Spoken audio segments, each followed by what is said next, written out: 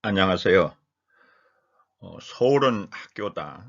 서울중구청과 선농문화포럼이 협력한 프로그램 동네 배움터 더 큰 대한민국 희망 프로젝트를 말한다.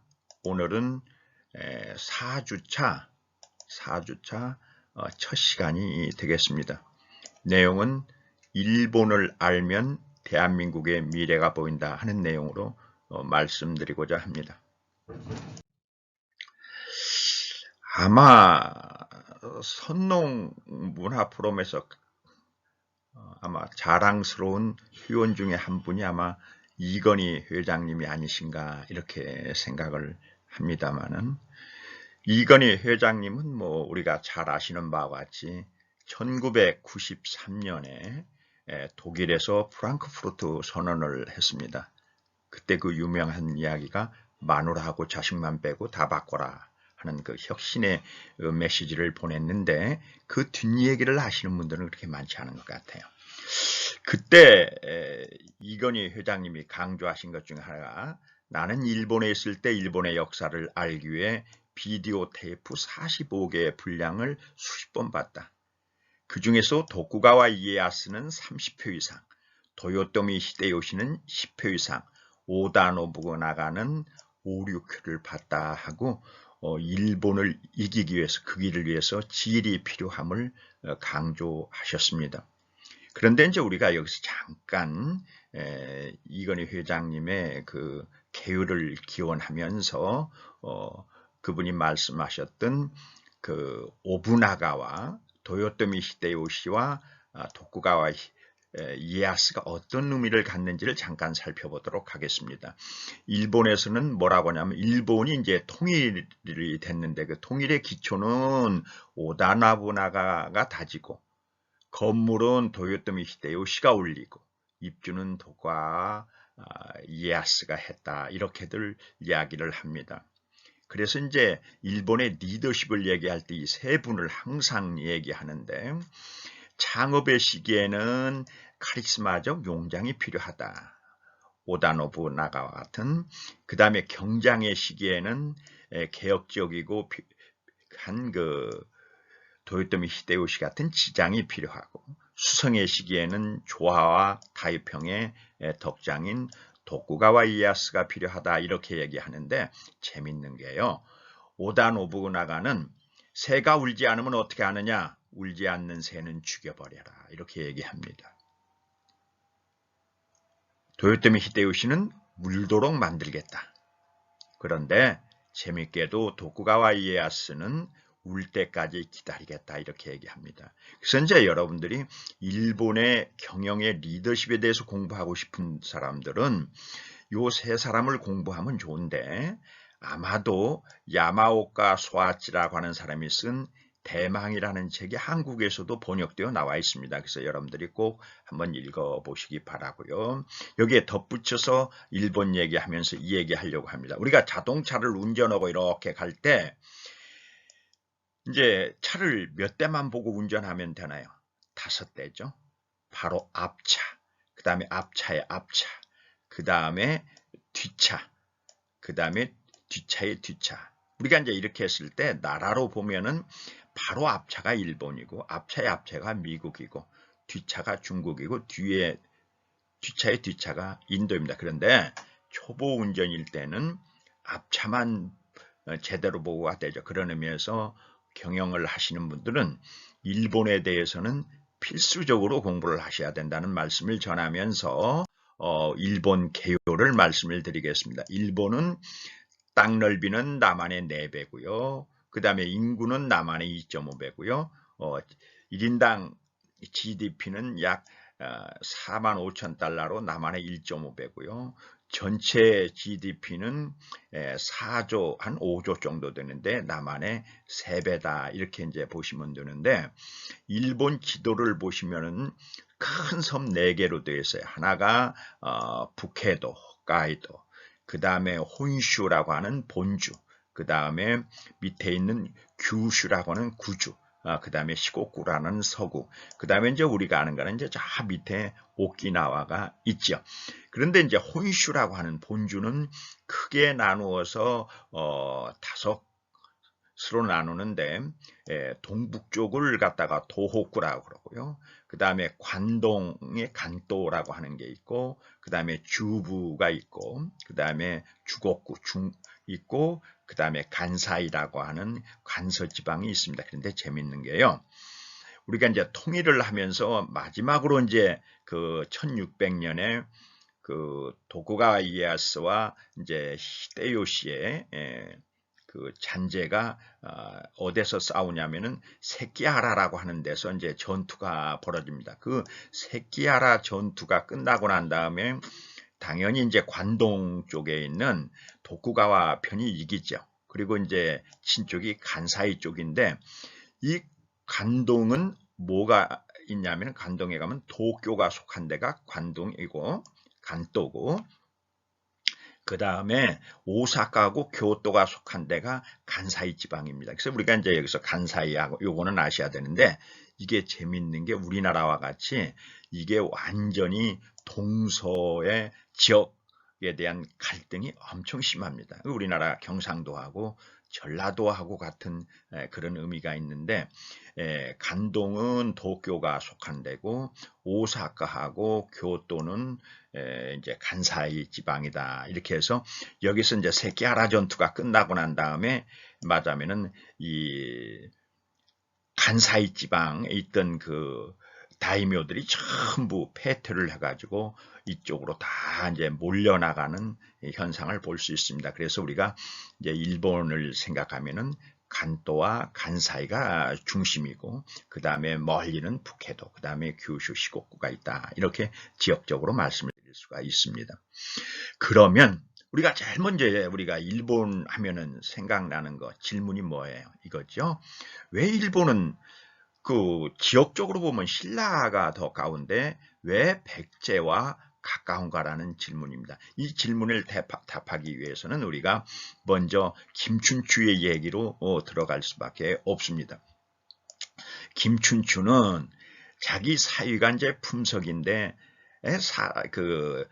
말하면은 그 그릇이 되지 못하는 자기의 사위를 그 백제하고 이제 신라의 가장 요충 지역이 어디냐면 대하성입니다. 대하성은 지금으로 얘기하면 합천이고요. 그 88 고속도로도 합천으로 지나가잖아요. 이제 그런 식으로 대하성의 중요한 성인데 성주로 임명을 했어요. 그런데 이 품석은 자기 버릇을 제대로 못 감추고 가자마자 대하성의 성주는 부하 거밀이라고 하는 사람의 철을 추행을 합니다. 그러니까 거밀은 어떻게 하겠어요? 자기 상관이 자기 마누라를 추행을 하니까 별 수 없이 상대 적대국인 의자원과 밀통을 해가지고 대하성의 성문을 열어버립니다. 그러니까 대하성이 그 난공불락이라고 하던 대하성이 함락이 되죠. 그 난공불락이 함락이 되니까 이제 그 백제는 이제 김춘추의 사위 품석과 그 다음에 그 딸이 고타수인데 고타수 둘을 갖다가 포로로 잡게 되죠. 그랬는데 이제 거기서 비극이 일어납니다. 고타수와 그 품석에 목을 베가지고 그 목을 부여로 보냅니다. 그러니까 그 부여로 보내가지고 뭐냐면 그 죄인들이 있는 감옥에 문 앞에다가 그 목을 갖다가 묻어가지고 죄인들이 밟도록 하는 이런 일을 저지르게 됩니다. 그래서 목 없는 사위와 딸의 시체를 받은 김춘추는 여기서 완전히 말하면은 분노하고 격분합니다.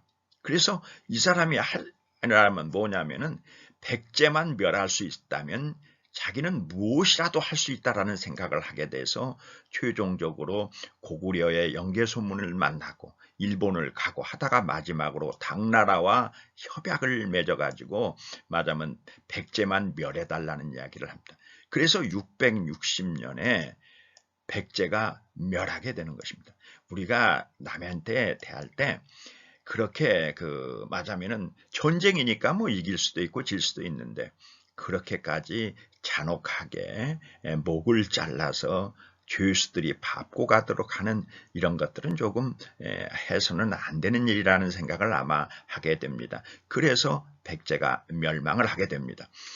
그 백제 일본과 백제 관계에서 가장 중요한 사건이 백천강 전투로 알려져 있습니다. 이거는 삼국사기에는 나와 있지 않고 일본 서기에만 나와 있는 일입니다. 이제 백제가 망한 다음에 부흥군, 백제 부흥 세력들이 이제 몰려 있는데 그때 어떤 이유에서인지는 모르겠는데 일본에서 천척에 전함하고 27,000명의 병력을 파견을 합니다. 그런데 또 어떤 이유에서인지 모르겠는데 일본인이 천척의 배 중에 600척에다가 백제 유민을 실어가지고 일본으로 망명을 시킵니다. 그리고 이제 400척이 남아서 당나라의 170척하고 해상전이 붙었는데 여기서 일본이 완전히 망하게 됩니다. 어쨌든 그래서 이때 백제 유민이 일본으로 굉장히 많은 사람이 망명했다 이렇게 얘기하는데 일본에서 이것을 이제 입증하는 사례로 일본의 인구 이렇게 도래인의 숫자를 보면은 일본의 인구가 AD 700년에 정상적이면 56만 명 정도로 늘어야 될 것 같은데 540명으로 갑자기 느는 현상을 봅니다. AD 700년이라면 백제가 660년에 망해가지고 한 40년 정도 되는 해니까 그때 이제 그 백제인들이 일본으로 망명을 많이 했다 이렇게 이제 해석하는 사람들이 있습니다. 그런데 이제 백제가 이때만 망명한 건 아니고요. 광개토 대항에 의해서 백제가 공격을 받았을 때 그 비류백제, 그러니까 우리가 이제 잘 아는 백제는 온조백제와 비류백제, 그 온조가 있고 그 형이 비류가 있는데 비류가 그 인천의 미추홀에다가 나라를 비류백제를 만들었다 이렇게 이제 역사적으로 얘기를 하는데 그 비류백제 사람들이 일본으로 건너간 게 첫 번째다 이렇게 얘기하고요. 그 다음에 이제 장수왕에서 한성백제가 함락이 됩니다. 그때 또 일본으로 2차로 많이 넘어갔고 그다음에 이제 3차로 지금 얘기한 백천강 전투 이후에 많은 사람들 이제 이때는 어떤 사람들은 혹자에 의하면은 백제 인구의 반 이상이 일본으로 넘어갔다 이렇게까지 얘기하는 분들이 계십니다. 역사적으로 얘기를 합니다. 그래서 일본에 가보면은 백제라고 하는 유적지가 많습니다. 예를 들어서 일본에 가면은 오사카 대판이라는 데가 있는데 거기 가면 남백제 소학교라는 것도 있고요. 그 다음에 백제역이라든지 또는 백제 대교라든지 또는 백제왕 신사라든지 이런 식으로 백제라는 이름을 떳떳이 걸고 있는 유적지가 굉장히 많습니다. 일본에 더 재밌는 거는요. 고구려에서 우리가 고구려를 뭐라고 일본말로 하냐면 고구리라고 합니다. 신라는 시락이라고 합니다. 가야는 가라라고 합니다. 비슷하죠 우리나라 발음하고. 그런데 백제는 야구샤이라고 해야 될 것 같은데 구다라라고 합니다. 구다라라는 게 무슨 뜻이냐라고 하는 거에 대해서는 많은 논란이 있는데 한국 학자들은 구다라는 큰 집이다 이런 얘기를 합니다. 이게 일본 사람들이 모국이라는 의미로 구다라라고 쓴다. 근데 더 재밌는 거는요. 일본에서 구다라나이라는 단어가 있는데 구다라나이라는 뜻은 무슨 뜻이냐면은 형편없다라는 뜻이고 바꿔 얘기하면 우리 백제에는 없는 것이다. 백제 없는 거니까 맞으면 후진 것이다 라는 의미로 한다고 해석들을 하는 분들이 계십니다. 그러면은 한일을 유전공학적으로 분석해 보면 재미있는 게요.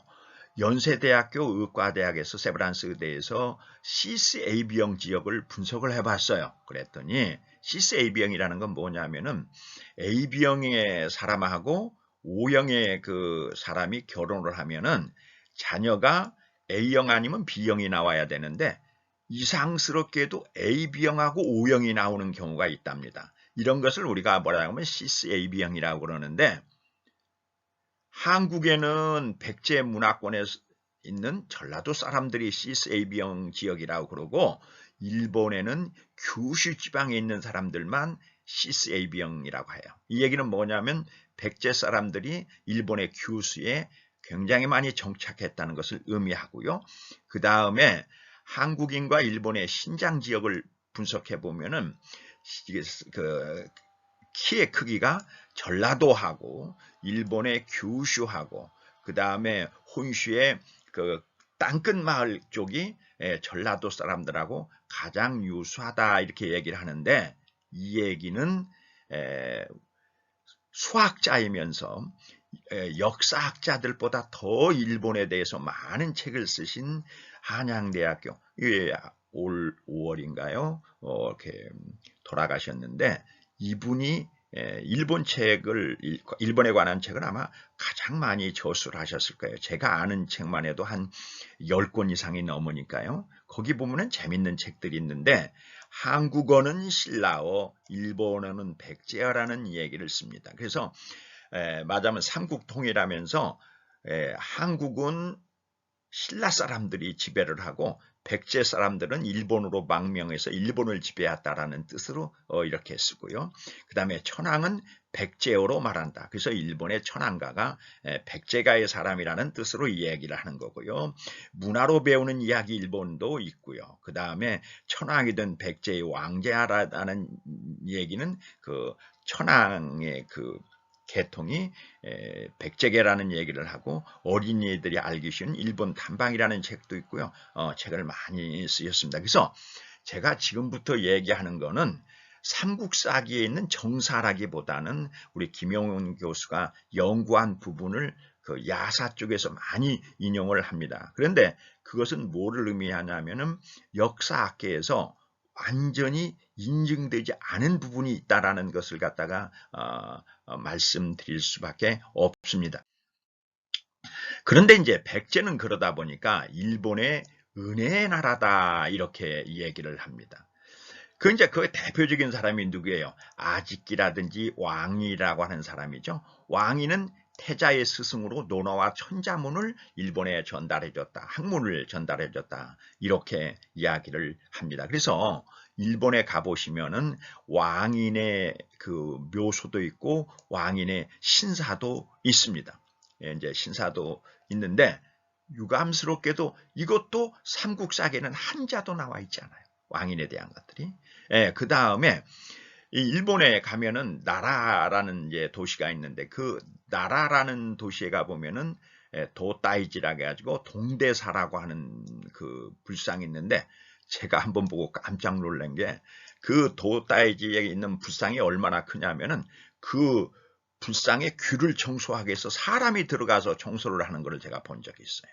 굉장히 큰 불상이죠. 세계에서 제일 큰 불상인데, 이 불상도 백제인들이 만들었다라는 주장을 하고 있습니다. 815년에 일본에서 이제 신찬 성시록이라 해가지고 이 일본에 사는 사람들의 성씨를 분석한 책이 있는데, 여기 보면은 백제계의 성씨가 104시족이 있고 고구려가 41시족이 있고 신라는 9시족이고 가라는 9시족이다. 이렇게 보면은 맞으면은 일본에 와 있는 그 한국인들 중에 거의 70%가 백제계다라는 것을 의미하고 그 나머지는 고구려계다 이렇게 얘기할 수가 있습니다. 그런데 일본에 이제 가면은 그 프랑스의 소설가 앙드레 말로가 한 얘기가 있는데, 일본 열도가 가라앉을 때 단 하나를 가지고 나갈 수 있다면 서슴없이 백제 관음상을 고르겠다 하신 분이 계세요. 이것이 이제 일본에 가면 호류사라고 법륜사에 백제 관음상이 있습니다. 그런 식으로 해서 이 일본의 문물을 전달해 준 게 백제다. 그러니까 백제인들이 일본에 옴으로써 일본의 그레이드가 업그레이드 됐다, 이런 얘기들을 할 수가 있습니다. 일본 서기를 편찬한 사람 백제인이십니다. 백제가 망한 게 663년인데 670년에 이게 7년 후에 일본이 왜라는 나라의 이름에서 일본으로 이름을 국호를 바꿉니다. 이것도 맞으면은 그 백제인들의 컨설팅이 아닌가 이렇게 얘기하는데, 일본의 유명한 역사책으로 고사기라는 역사책이 있습니다. 그 고사기라는 역사책을 누가 썼느냐? 오노 야스마로, 우리나라 말로는 태안말려라는 분이 이렇게 쓰셨는데, 이제 이분은 백제 왕족의 개손이다, 우리가 얘기를 하고, 일본의 역사하면은 바로 일본 서기잖아요. 그 일본 서기를 기초 기한한 사람들이 누구냐 하면은 백제 사람들이다. 그러니까 일본 서기 하는데, 원래 이거는 일본 서기는 백제서기라는 책이 있습니다. 그 백제서기를 기초로 해서 작성했기 때문에 백제삼서라고 불리는 백제기하고 백제본기, 백제신찬 등이 많이 인용되어 있습니다. 제가 처음에 조금 말씀드렸습니다만은, 한국의 역사는 삼국사기라고 하는 김부식이 지은 삼국사기라는 게 있고, 그 다음에 중일련이 쓴 삼국유사가 있는데, 제가 우스갯소리로 그런 얘기를 해요. 삼국사기는 삼국에 대해서 사기를 친 거고, 삼국유사는 삼국에 대해서 유감을 표시한 거다, 이렇게 이제 얘기를 하는데, 거기는 완전히 승자의 논리, 신라사 위주로 되어 있습니다. 고구려사도 없고 백제사도 없습니다. 그런데 백제사는 다 어디가 있냐면은 일본 서기에 있습니다. 그래서 우리가 삼국에 대해서 제대로 공부를 하려면은 일본 서기하고 맞으면은 삼국사기를 같이 이렇게 보면서 우리가 맞으면은 대조하는 것이 중요하다, 이렇게 얘기를 합니다. 그럼에도 불구하고 우리가 이제 일본 서기는 또 일본의 승자의 논리로 써져 있기 때문에, 맞으면은 우리 입장에서 보면, 우리나라 역사가들의 입장에서 보면은 완전히 맞으면은 그 잘못된 역사, 맞으면은 이런 부분이 많이 있다. 그걸 이제 감안해서 보셔야 되지, 일본 서기를 다 믿어도 안 되고 삼국사기를 다 믿어도 안 된다는 말씀을 드릴 수가 있습니다. 그런데 이제 백제인들이 일본에 문물을 전했다 그러는데, 일본이 가장 자랑하는 최고 장수 기업이 있습니다. 그것을 우리가 공곡구미라고 하는데, 이 공곡구미라고 하는데, 공곡구미를 언제 만들었냐면은 창업연도가 578년입니다. 지금이 2020년이니까 약 한 1450년 전이라고 우리가 이렇게 볼 수 있겠죠. 이게 이제 만들었어요. 그래서 세계 최고의 그 장수 기업입니다. 그런데 이 기업이 어떻게 창립이 됐느냐면, 일본에 가 보시면은 여러분들이 아마도 그 사천왕사라고 하는 절을 보실 수가 있습니다. 그 사천왕사는 우리나라 말로는 성덕태자라고 하시는 분이 있는데, 소토쿠 태자라고 하는데, 그분의 지시에 의해서 백제인들이 사천왕사를 지었어요. 그런데 이제 그 성덕태자가, 야, 사천왕사만 지면 어떡하느냐, 우리한테 이거 맡기면은 이거 유지 안 된다. 그러니까 너희들이 사천왕사를 메인티넌스 할 수 있는 회사를 하나 만들어 가지고 이거를 해라 해가지고 만든 회사가 공곡구미입니다. 공곡구미는 그러니까 메인티넌스 회사예요. 근데 메인티넌스 회사를 만들어 가지고 사천왕사를 계속해서 이제 이렇게 업데이트한 회사거든요. 그러면서 이제 사천왕사만 한 거는 아니고 이제 일본의 많은 절을 갖다가 이렇게 했는데, 유감스럽게도 2006년에 이게 부도가 나버렸어요. 일본도 큰일 났죠. 세계 최장수 기업이라고 자랑하던 기업이 부도가 나니까. 그래서 이제 딴 그 이름은 같고, 이게 지금 공곡구미라는 회사는 있는데, 원래 그 백제인들이 만든 그 맞으면은 회사는 아니고 이제 일본인 회사로 넘어갔습니다만, 아직도 공곡구미라고 하는 회사는 있습니다. 그것을 갖다가 그 김대중 대통령께서 일본에 가가지고 일본의 이제 국왕을 만났을 때, 일본의 이제 국왕이 이렇게 말씀을 하셨어요. 일본은 한국민에 이제 사과한다, 이렇게 얘기하시면서 나 자신 간무천왕의 어머니가 백제 무령왕의 자손이라고 속일본기에 있어서 사실 한국과의 인연을 느낍니다. 이거 엄청난 얘기예요. 일본의 천황이 천황가에 한국에 피가 섞였다는 얘기를 고백을 했다는 건 엄청난 것이죠. 그리고 그분이 뭐라고 하셨냐면은 왕이라니 일본의 학문을 전수해줘 가지고 이것은 굉장히 그 일본에 고맙다 이런 얘기를 하셨어요. 그러니까 어떻게 보면은 가장 그 일본인들 중에서 친한파에 속한다 하시는 분이 이제 지금 천황이 아니고 바로 그 아버님이신데 그분이 그렇게 말씀을 하셨고 그 일본에서는 왕인이라고 하는 사람이 굉장히 이렇게 추앙을 받는데 한국에는 삼국사기에는 한 줄도 왕인에 대한 게 없습니다. 참 유감이죠. 자, 일본의 그 근대화를 가능케 한 게 그 메이지 유신인데 그 태동지를 우리가 방문할 수 있으면 한번 방문해 보시는 것도 괜찮습니다. 일본에 가면은 그 명치 유신에 이제 태동지다 이렇게 되어 있는데 어디냐면은 그 일본의 혼슈 본주의 땅끝 마을에 야마구치현이라고 이렇게 얘기를 하는데 거기에 하기시라고 하는 데가 있습니다. 그 하기시에 가면은 요시다 쇼인이라고 하는 분이 만든 쇼카 쇼온주쿠라는 조그마한 유치원이 있습니다.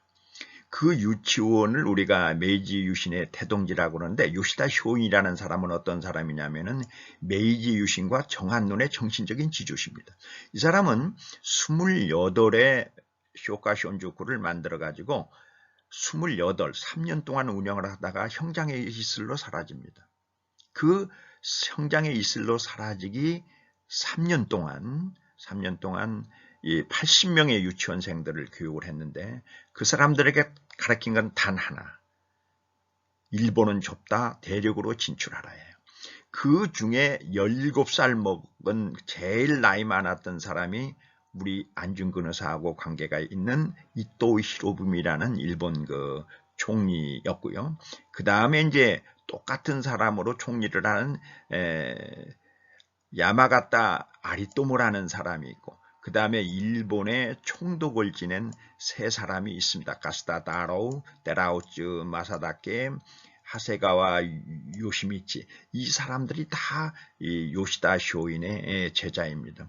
그래서 이제 여기에 관련된 말하자면은 그 제자하고 비슷한 이런 연관이 있는 사람들이 요시다 쇼인과 총리 대신이 5명, 사성장군이 4명, 조선 총독 통감이 3명 해가지고 80명 중에 이렇게 일본의 모든 것을 갖다가 이렇게 지배할 수 있는 그 메이지 유신의 유공자들을 만들었습니다. 그 다음에 이제 그 곁에 가면은 우리가 이제 그 규슈의 주도로 속하는 후쿠오카에 가면은 겐요샤라고 하는 게 그 낭인들의 결사체를 만든 그 사람들이 이제 여기 세 분이 있는데 이분들은 우리가 을미사변 때 그 명성황후를 시해하는데 큰 하자면 일을 한 사람들이다. 이렇게 우리가 얘기를 합니다. 그래서 우리가 한번 가볼 수 있는 데가 이 야마구치현하고 후쿠오카의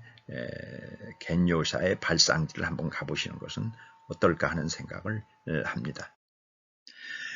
일본의 메이지 유신을 가능하게 한 게 사조 비밀 동맹이라는 게 있습니다. 이거는 1866년에 메이지 유신이 일어나기 이제 몇 년 전에 일어난 건데 일본에 보면은 그 혼슈의 제일 땅끝 마을의 조슈번이라고 이 야마구치 현이 지금 야마구치 현이죠. 그 다음에 이제 히젠번이라고 하는 데하고 그다음에 사스마번 이렇게 이제 이 세 곳이 말하자면 동맹을 맺어가지고 사조 비밀 동맹이라는 밀약서를 작성을 합니다. 이게 왜 이렇게 작성을 했냐면 이제 그 도쿠가와 막부에서 옛날에 그 쫓겨왔다 그랬잖아요. 쫓겨온 이 사람들이 도쿠가와를 하려고 처음에 조슈번하고 도쿠가와 군대하고 전쟁을 해요. 당연히 조슈번이 지죠. 사스마번도 전쟁에 져요. 그런데 여기를 사카모토 료마라는 사람이 도사번 사람인데 이 사람이 이걸 중재를 해가지고 야 우리 네 번이 이게 말하자면은 결합을 해서 우리 따로따로 전쟁을 하지 말고 합쳐서 한번 붙어보자. 도쿠가 막부하고 붙어보자. 그래가지고 사스마 조슈, 사조 비밀동맹이 맺어지게 됩니다. 그래가지고 중재에는 사카모토 료마고요.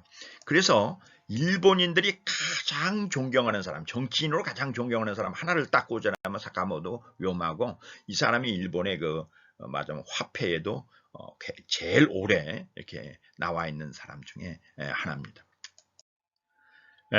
그래서 도쿠가와 막부가 무너지고 이제 메이지 유신이 성공을 하게 되니까 당연히 농공 행상은 조슈번하고 사스마번, 시젠번 이렇게 돌아갔겠죠. 그래서 제일 처음에 초대 총리로 말하자면 우리가 잘 아는 이토 히로부미가 초대 총리로 이렇게 부임을 합니다. 그 다음에 이제 2대 총리는 구로다 기요타카, 그건 사스마번에서 나오고요. 3대 총리는 야마가타 아리토모라 해가지고 또 다시 조슈번에서 나오고 4대 총리는 마스카타 마사요시라 해가지고 이것이 이제 사스마번에서 나오고요. 이제 이런 식으로 조슈번, 사스마번, 시젠번이 돌려가면서 국무총리를 했습니다. 그런데 그 중에서도 제일 셌던 데가 조수변이고 야마구치현이고요. 거기서 국무총리가 총리 대신이 21명이 나왔습니다. 21번 나왔습니다. 그 중에 이제 제일 많이 온 사람이 누구냐면은 우리가 잘 아는 이토 히로부미가 4번을 합니다. 4번을 하고요. 그 다음에 또 이제 재밌는 게 우리가 마지막으로 국무총리를 했던 전번에 했었던 아베 신조가 자기 외할아버지가 한 번 하고 외할아버지의 동생 사토 에이사쿠가 한 번 하고 아베 신조가 2번 해가지고 아베 신조 가문에서 4번 나옵니다.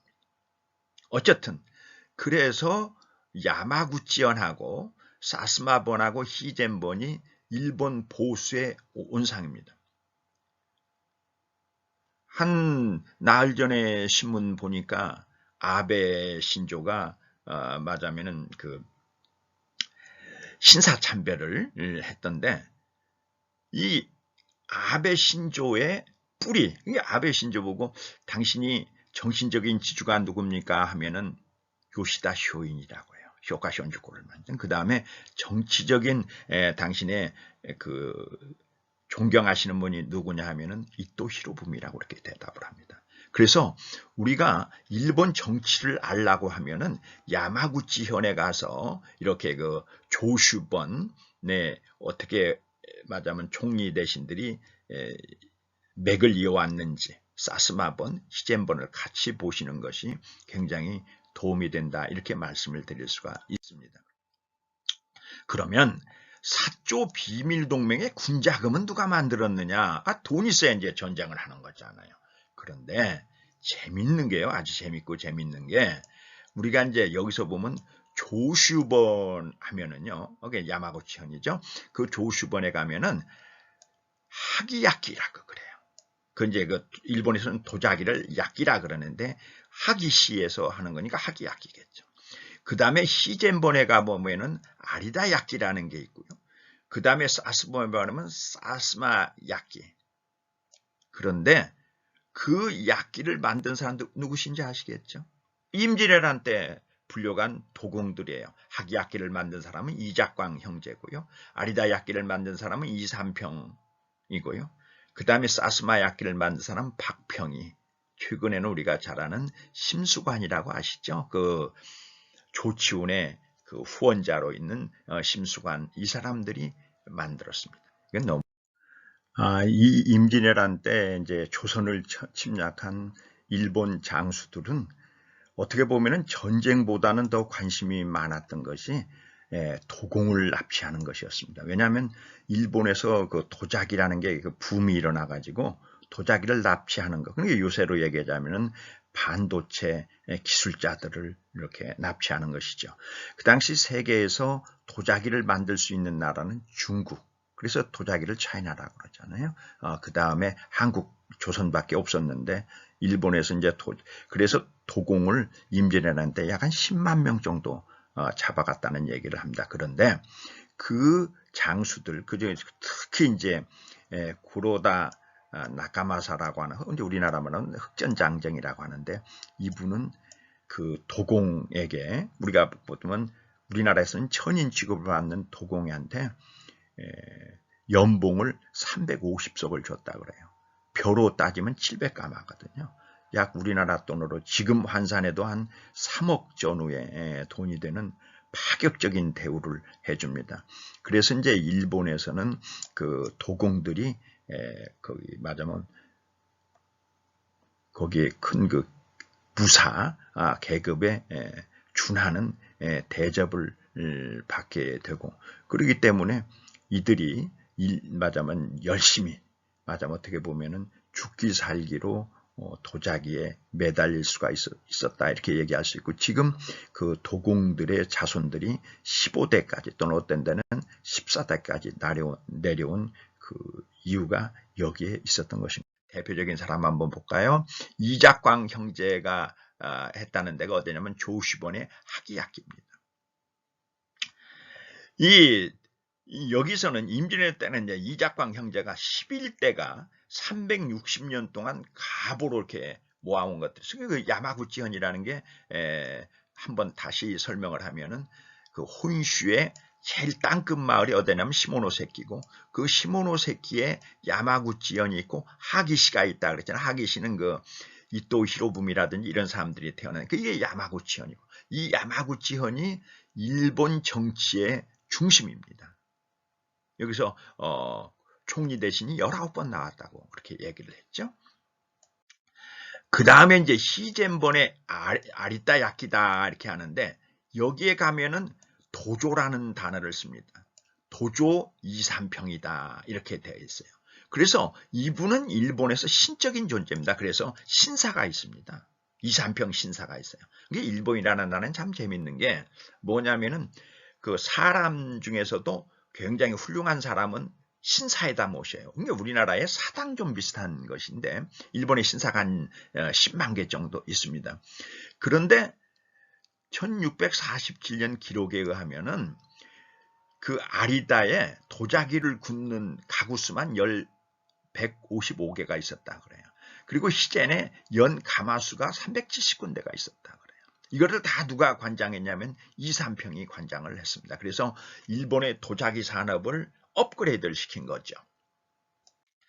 그 다음에 이제 그 사스마 번에는 박평희보다는 우리나라에 더 알려진 사람이 누구냐면 심수관이라는 사람의 수관 도원입니다.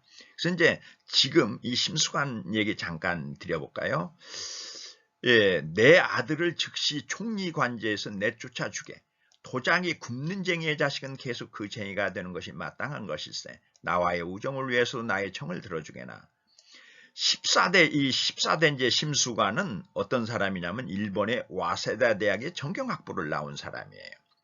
그래서 이제 정치를 해보겠다고 해가지고 그 당시에 내가 그 총리 대신인 아시다라고 하는 분의 수행비서로 있었어요.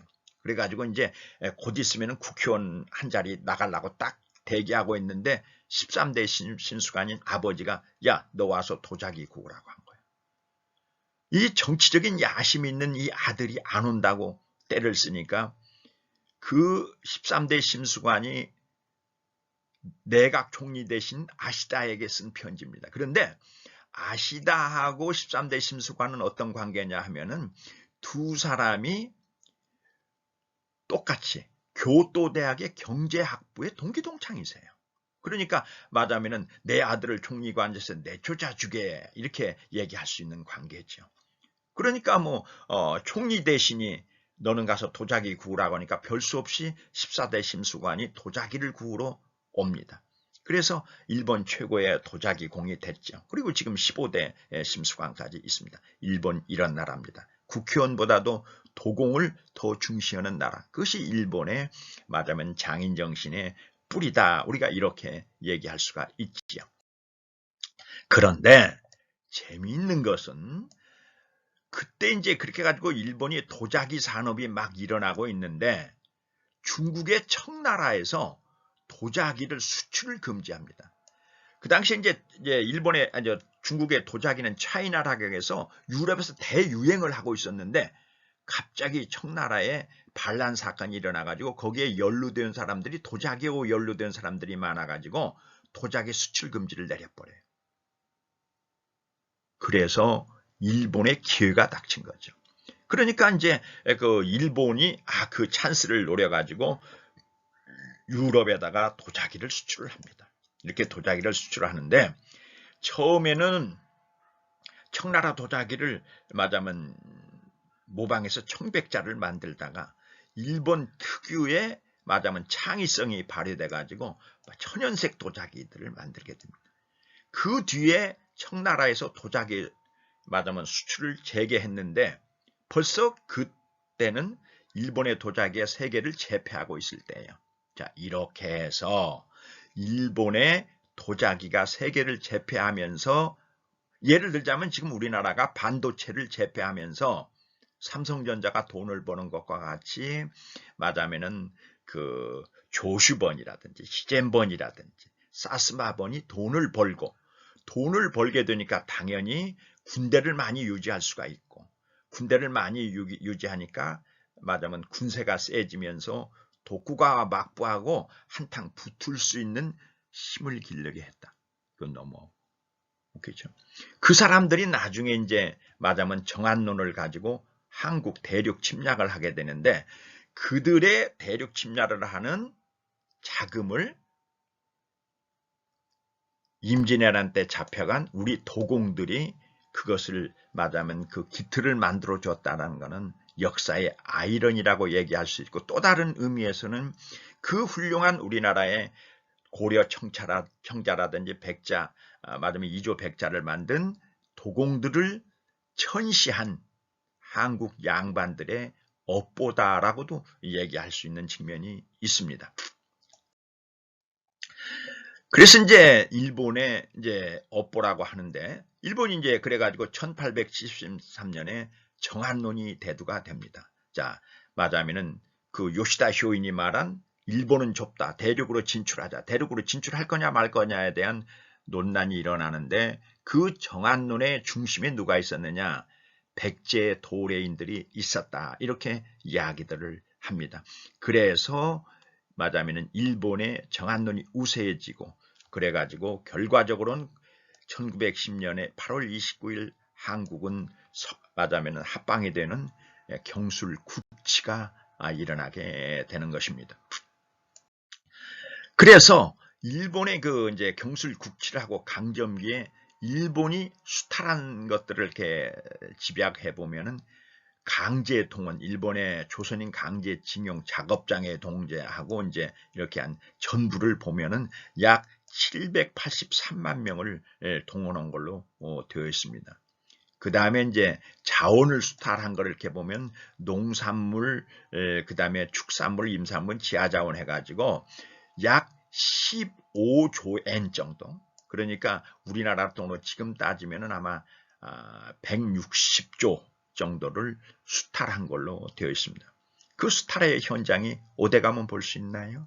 그래요. 여러분들이 시간이 있으시면은 목포라든지 군산에 가시면은 여기가 그 옛날에 일본의 수탈의 현장들이 그대로 보존되어 있습니다. 왜냐하면 그 전라도 쪽이 경제 개발이 안 돼 가지고 목포도 그렇고 군산도 그렇고 그 일제 시대의 건물들이 그대로 남아 있어 가지고 이것이 지금 유적으로 말하자면 이렇게 지정이 된다는 이야기들을 하죠. 그 대표적인 왜 목포하고 군산이냐? 전라도 쪽이 뭐가 많아요?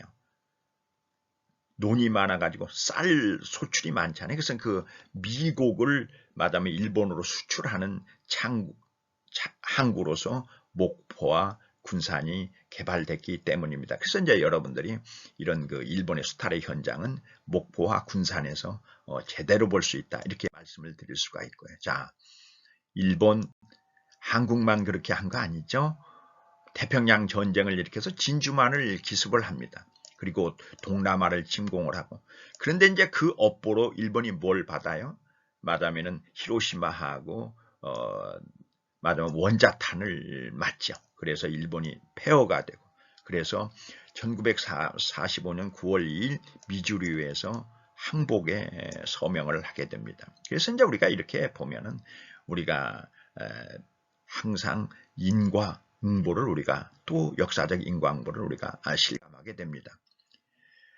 자, 그러면 일본이 한국한테 당할 수밖에 없는 한 가지 이유가 뭐냐 이렇게 이제 묻는다면 저는 단 한마디로 한국은 일본을 아는데 일본은 한국을 모른다는 거죠. 우리 이런 얘기 하잖아요.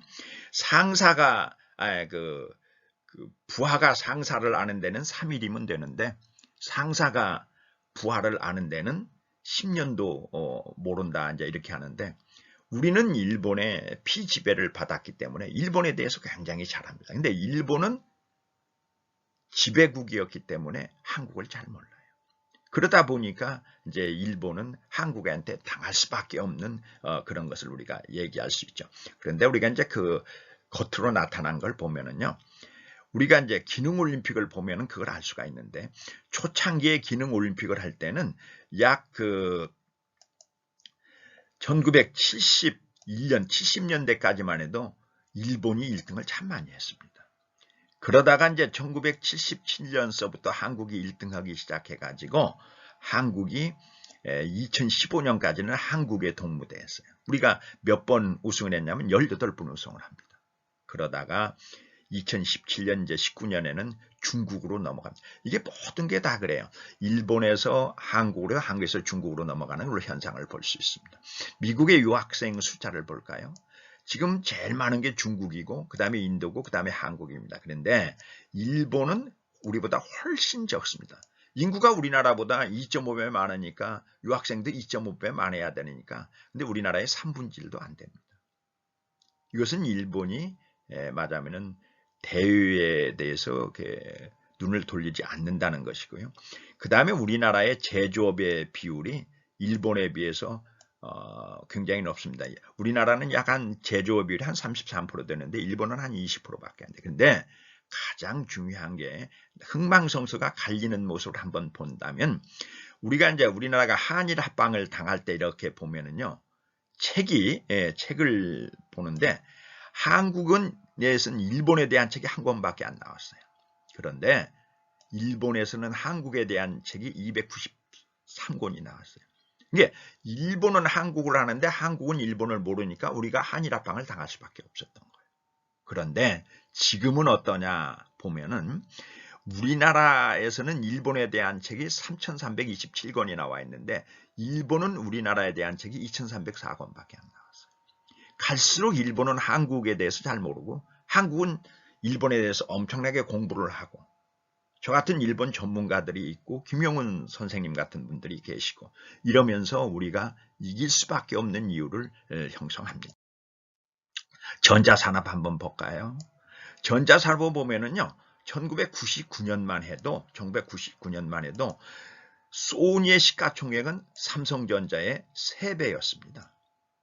그런데 2020년에 이르러서 삼성전자의 시가총액은 400조인데 일본의 NEC, 파나소닉, 후지츠, 샤프, 소니라고는 일본의 5대 전자회사의 시가총액을 다 더하면 삼성전자의 3분의 1입니다.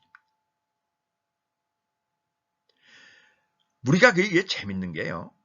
우리가 이제 많은 사람들이 친일파로 분류하는 사람이 몇 명 있는데 그 중에 대표적인 분 중에 하나가 이병철 회장이십니다. 왜? 이병철 회장은 와세다 대학을 나왔다는 이유만으로 그렇게 분류들을 많이 하는데 그래서 이제 이병철 회장은 항상 연말이 되면 동경에 가서 구상을 하는데 그 호텔이 뭐냐면 오쿠라 호텔이라는 호텔이에요. 여러분들이 아마 동경에 가시면은 이 오쿠라 호텔에 한번 가보세요. 요새 그 건물 다 지었는지 모르겠는데 재개발을 한다고 전번에 가니까 뜯어놨더라고요. 그런데 이 오쿠라 호텔은 뭘로 유명하냐면은 1983년에 이병철 회장이 도쿄 구상이라고 해서 내가 이제 반도체에 진출하겠다고 선언한 데가 오쿠라 호텔입니다.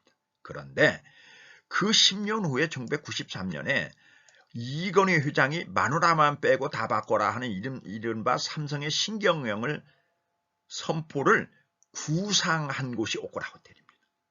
그래서 이병철 회장이나 이건희 회장들이 항상 묻는 그 방이 오쿠라 호텔에 있어요.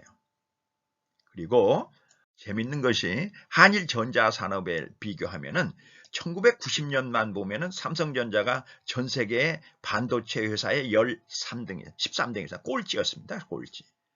그런데 이것이 1998년에 후지츠가 무너지고 히다치가 2000년에 무너지고 2007년에 이제 NEC가 무너지고 도시바가 2017년에 무너지고 지금 삼성전자만 거의 독야청청하는데 1등입니다.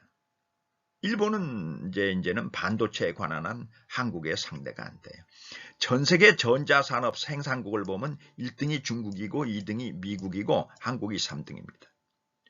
당연히 일본이 우리보다 앞서야 되죠. 왜냐하면 인구가 2.5배나 많고 땅 넓이가 4배나 되는데 우리나라보다 50% 정도 적습니다. 전체적으로도 적고요.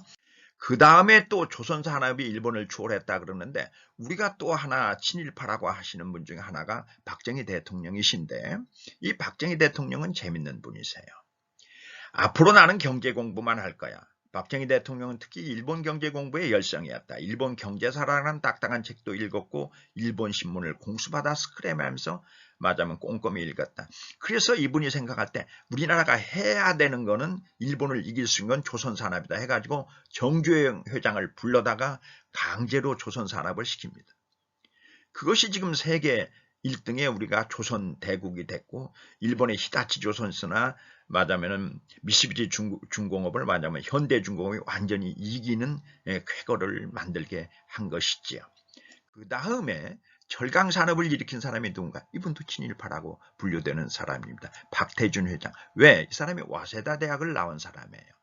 그래서 맞으면은 일본의 그 신일본 제철을 갖다가 항상 공부를 하죠. 그래서 2019년에 세계에서 가장 경쟁력 있는 철강회사를 바로 포스코로 만든 사람입니다.